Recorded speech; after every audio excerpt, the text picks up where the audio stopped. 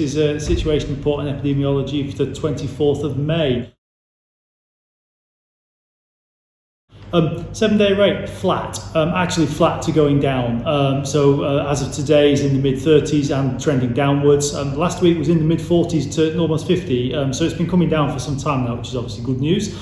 Increasing in children and young people. Kids are at school and we're testing a lot, so unsurprisingly it's going up in that group.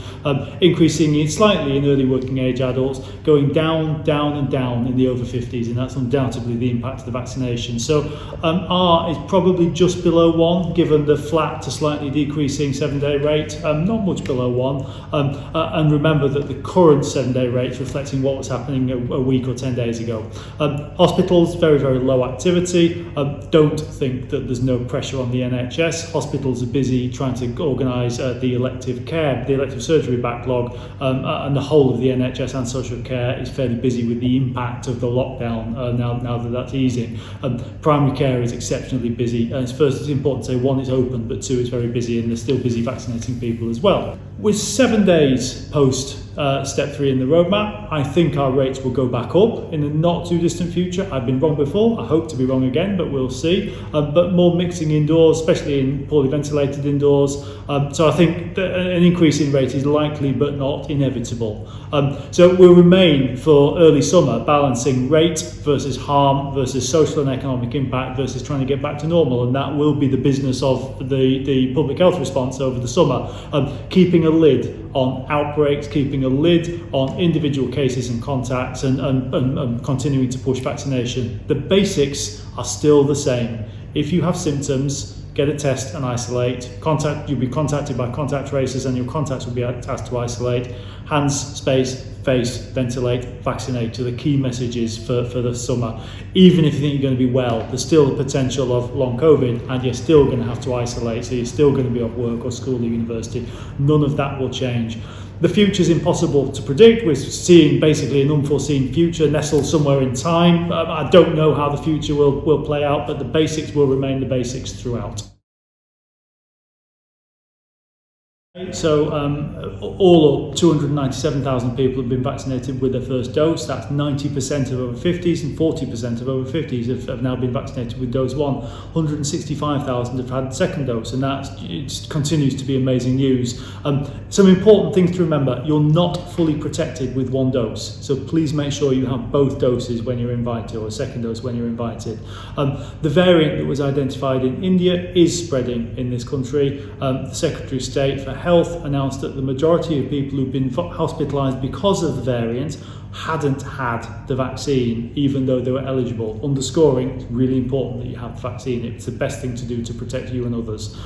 If we want to bring the pandemic to an end and keep Sheffield open, we need everyone to have the vaccine. And if you're in one of the at-risk groups and haven't yet been vaccinated, please call your GP practice or call 119 to book a vaccine.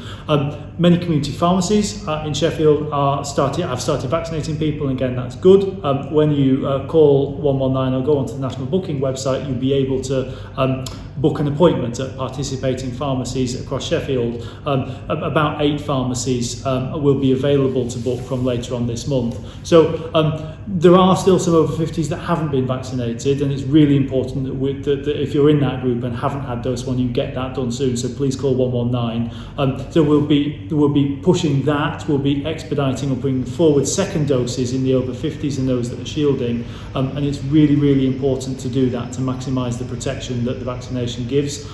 So we're pushing pretty hard to sustainably accelerate the programme. And if you have been offered, please accept it, because it's the single best thing that you can do to protect you and others, and by being vaccinated, reduce transmission and help keep Sheffield open. So this is a brief update on variants of concern. So in my view, in Sheffield, the 4 government tests for the roadmap are still robustly met. Variants of concern are most likely the area where it could go wrong nationally and locally. There are two variants of interest. One is the so-called Yorkshire variant, the AV1, that was announced as a variant of interest by Public Health England last Friday. not terribly concerning from a public health perspective, actually. Certainly not more concerning than the current dominant variant, which is the B117 or the Kent variant.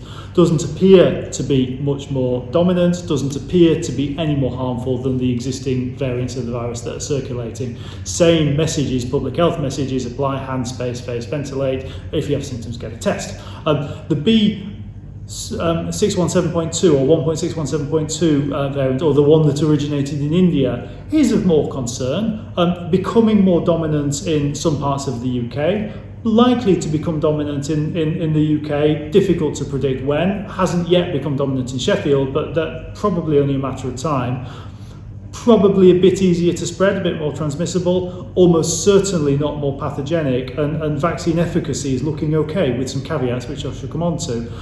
So yes, it's definitely of concern, no two ways about that. Same basic public health messages apply. We know how to control the virus, and I won't repeat the message, I've repeated it often enough, but the most important thing is when you get offered vaccination, it's really important that you take that up. So the basics do remain the basics. People have talked about surge vaccination. The virus will always outpace vaccination programme, and vaccination programmes are really, really good at protecting individuals and developing population immunity, not a tool to control an outbreak. So the tools that we'll use to control outbreaks are test, trace and isolate, and human behaviour. We will be accelerating the vaccination programme as well, but it's important that we don't rely on just that, because we still need to adhere to the basics.